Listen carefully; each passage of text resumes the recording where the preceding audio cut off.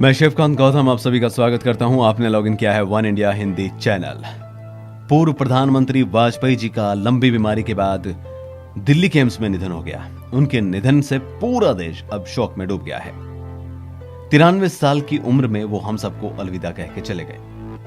वाजपेयी जी न सिर्फ राजनेता और प्रखर प्रवक्ता थे, बल्कि एक कवि, लेखक और पत्रकार भी थे। दूर दक्षिणपंथी होने के बावजूद उनके जीवन में एक ऐसा वक्त भी आया जब उन्हें देश हित के लिए वाम दलों की मदद लेनी पड़ी। बात 2002 की है। अटल बिहारी वाजपेयी प्रधानमंत्री थे। उसी दौरान इराक में भारतीय फौज भेजने का मसला गर्मा गया।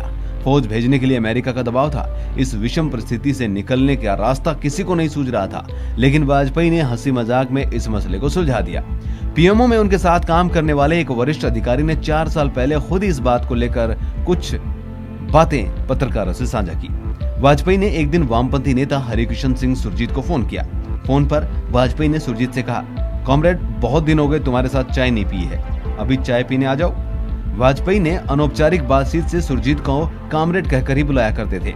सुरजीत ने पूछा कि मसला क्या है कि अचानक से अभी चाय पीने बुला रहे हैं। वाजपेयी ने उस वक्त सिर्फ यही उत्तर दिया कि बस यूं ही चाय पीने की इच्छा है। सुरजीत ने कहा कि मेरे साथ एबी वर्धन भी हैं। वाजपेयी ने कहा उन्हें भी साथ लिया।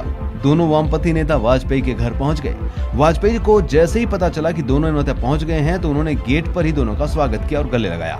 इसके बाद कमरे में तीनों बैठ गए। सुरजीत ने पूछा, क्या बात है पंडित, क्या बात करनी थी जो बुलाया है?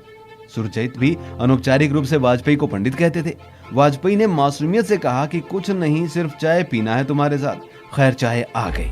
जैसे ही सुरजीत ने चाय का प्याला हाथ में लिया, वाजपेयी बोल पड़े, कॉमरेड, अमेरिका का बहुत दबाव है, इराक में फौज भेजनी है। सुरजीत और वर्धन ये बात सुनकर बिफर पड़े। उन्होंने खूब भड़ास निकाली। इसी क्रम में वर्धन के हाथ से चाय की प्याली छूट गई। वाजपेयी ने तुरंत चाय देने वाले को बुलाया। टेबल साफ करने के बाद चाय दोबारा लाने को कहा। चाय दोबारा आ गई। वाजपेयी ने फिर वही बात दोहराई कि अमेरिका का दबाव है, फौज भेजनी होगी। दोबारा ये बात सुनकर दोनों वामपंथी नेता आग बबूला हो गए। ये कहने पर उठने लगे कि आपको क्या लगता है कि चाय पे चर्चा कर हमें फौज भेजने के लिए आप मना लेंगे? ये सुनते ही वाजपेयी तुरंत बोले, कॉमरेड, मुझ पर चिल्लाने से कोई फायदा नहीं। सड़क पर तो नहीं चिल्ला रहे हो और संसद भी सुचारू रूप से चल रहा है, वहां भी तो हल्ला करो।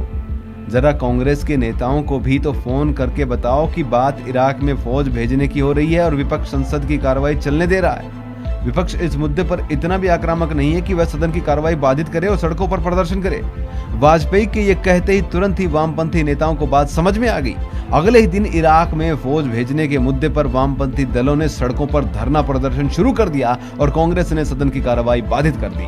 दरअसल वाजपेयी अमेरिका को संदेश देना चाहते थे कि इराक में भारतीय फौज भेजने के लिए विपक्ष राजी नहीं है। पूरा विपक्ष इतना आक्रामक है कि जगह जगह सड़कों पर प्रदर्शन हो रहा है और संसद का कामकाज ठप हो गया है। इसलिए फौज भेजने के मुद्दे पर राजनीतिक सहमति बनने तक ये दूर विरोध उग्र हो गया तो क्या होगा।